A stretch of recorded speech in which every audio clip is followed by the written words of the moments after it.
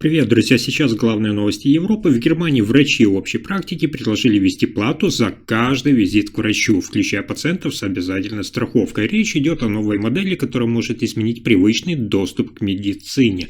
Дальше. Немецкий автопром завершает год с заметными трудностями, включая сокращение рабочих мест, снижение прибыли и рост конкуренции со стороны Китая. При этом от правительства канцлера Фридриха Мерца ожидают более четких и практических решений. И это еще не все. Миграционная тема в Германии снова становится одной из самых обсуждаемых. Вопросы жилья, школ и социальных расходов все чаще звучат на местном уровне в землях. И еще один сигнал для Берлина. Большинство немцев выступает за глубокую реформу пенсионной системы. Это напрямую касается курса канцлера Фридриха Мерца и позиции Еврокомиссии во главе с Урсулой фон дер Ляйен. Обо всех этих последних событиях Европы коротко расскажу буквально за несколько минут. Итак, в Германии врачи общей практики предлагают новую плату за каждый визит к врачу, чтобы стабилизировать систему здравоохранения и сократить очереди. Инициатива исходит от Ассоциации врачей общей практики, которая считает, что текущая модель перегружена и требует изменений. Суть предложения проста. Каждый пациент должен будет платить фиксированную сумму при каждом обращении к врачу, даже если у него есть обязательная страховка. Это позволит, по мнению врачей, сократить ненужные визиты, разгрузить приемные часы и дать медработникам больше времени для действительно серьезных случаев. Сейчас в Германии пациенты с обязательной медицинской страховкой могут обращаться, напомню, к врачу без отдельной платы за каждый визит. Это, по мнению представителей отрасли, приводит к тому, что многие идут к врачу по каждому поводу, даже если проблема могла бы быть решена сама собой или быть устранена другим способом. Предложенная сумма варьируется в расчетах врачей, но речь идет о символической плате, которая, по мнению инициаторов, не станет тяжелым финансовым бременем, но даст людям стимул думать, когда действительно нужен визит. Подобная модель действует и в ряде других стран, она же помогла снизить нагрузку на первичное звено медицины. Критики идеи отмечают, что дополнительные сборы могут повлиять на поведение людей с низкими доходами и привести к более позднему обращению за медицинской помощью. Это может иметь наиболее чувствительные последствия для пожилых людей и пациентов с хроническими заболеваниями. Это предложение обсуждается сейчас также на уровне профильных комитетов в Берлине. Некоторые политики считают, что система здравоохранения действительно нуждается в реформе, но введение платы за каждый визит – это слишком радикальный шаг.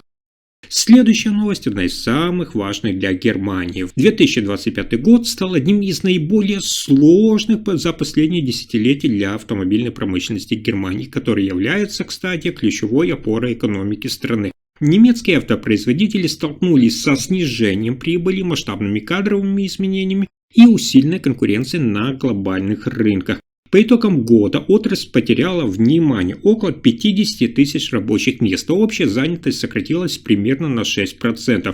Особенно сильно пострадали производители автокомпонентов и поставщики. Крупные концерны зафиксировали резкое снижение маржи, а некоторые бренды были вынуждены несколько раз пересматривать прогнозы по прибыли. Основные причины кризиса – это усиление конкуренции именно со стороны Китая, слабая позиция немецких брендов на рынке электромобилей и высокие издержки перехода на новые технологии. На китайском рынке доля немецких марок в сегменте электромобилей остается вообще минимальной, тогда как местные производители стремительно наращивают свой экспорт.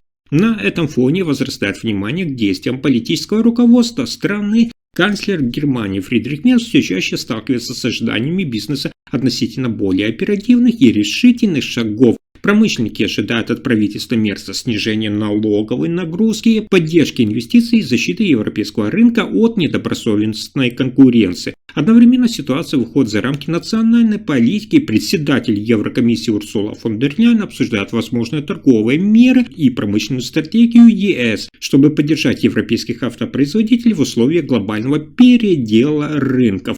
В Брюсселе все громче звучат разговоры о тарифах, субсидиях и защите стратегических отраслей. Сами же концерны уже начали болезненную перестройку. Например, Volkswagen планирует, внимание, сократить до 35 тысяч рабочих мест к 2030 году. Другие компании оптимизируют производство и переносят инвестиции за пределы Германии. Эксперты отмечают, что без ускорения трансформации часть крупных автоконцернов может значительно изменить свои бизнес-модели в ближайшие годы. На самом деле для Германии это больше, чем отраслевой кризис, это вопрос будущего всей экономической модели страны. Сумеет ли правительство Фридриха Мерца совместно с Еврокомиссией и Урсулой фон дер Ляйен переломить ситуацию, станет ясно уже в ближайшие годы. Следующая новость связана с обсуждением курса канцлера Фридриха Мерца. В Германии миграционная тема стала одной из наиболее обсуждаемых во внутренней политике. Причина не в эмоциях, а в конкретных проблемах, которые люди видят каждый день. Муниципалитеты сообщают о нехватке жилья, мест в школах и детских садиках, перегрузке социальных служб. На фоне замедления экономики и роста цен часть мигрантов сталкивается с трудностями при выходе на рынок труда, что отражается на общественных дискуссиях. Эксперты подчеркивают, что миграция стала удобным фокусом недовольства, потому что государство не справилось с интеграцией и планированием.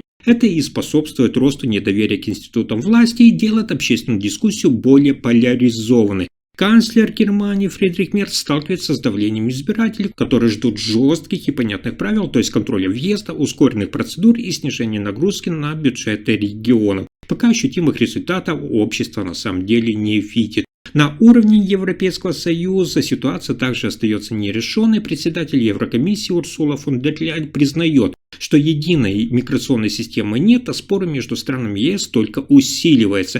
Таким образом, миграционный вопрос в Германии остается сложным из-за перегруженной инфраструктуры и отсутствия оперативных решений. Без конкретных шагов напряжение в обществе будет сохраняться. А дальше еще есть важная новость. В Германии 80% граждан выступают за масштабную реформу пенсионной системы. Такие данные показал свежий опрос общественного мнения, и это самый высокий уровень поддержки за последние годы. Большинство немцев считают, что существующая система требует более глубоких изменений, а не ограничивается точечными корректировками. Среди ключевых требований это повышение пенсионного возраста, изменение формулы расчета пенсии и привязка выплат к реальному рабочему вкладу. Многие респонденты считают, что нынешняя система недостаточно точно отражает индивидуальный трудовой вклад и продолжительность занятости. Это напрямую усиливает давление на правительство. Канцлер Германии Фридрих Мерц уже сталкивается с требованиями бизнеса и общества, то есть реформировать пенсионную систему так, чтобы она стала устойчивой и справедливой для будущих поколений. В Берлине растет понимание, что без реформ расходы бюджета на пенсии будут только увеличиваться, а молодые поколения окажутся бременем для экономики. На европейском уровне вопрос тоже на повестке дня. Председатель Еврокомиссии Урсула фон дер Ляйен ранее подчеркивала, что государства ЕС должны адаптировать пенсионные системы к стареющему населению и долгосрочным экономическим вызовам. И еще одна новость. В Германии усиливается общественное обсуждение деятельности канцлера Германии Фридриха Мерца. В общественных дискуссиях все чаще звучит мнение о недостаточной оперативности, поскольку ряд ключевых вопросов остается в стадии обсуждения очень длительное время. Последние опросы показывают, что, оказывается, многие немцы разочарованы темпом управления. Эксперты указывают, что экономика Германии находится в стагнации, промышленность сокращает рабочие места, а население не видит ощутимых результатов политики федерального правительства. Критики отмечают, что Мерц слишком много времени уделяет внешней политике и глобальным темам, но не справляется с внутренними вызовами. Проблемы с доступным жильем, с ростом цен, с миграцией и рынком труда остаются острейшими вопросами для граждан, но реальных прорывов инициатив от канцлера пока нет. Это становится предметом обсуждения не только в оппозиции, но и внутри правящей коалиции. Многие депутаты говорят о необходимости жестких, четких решений, а не отложенных обещаний. На международной арене также все чаще звучат оценки, указывающие на необходимость изменений.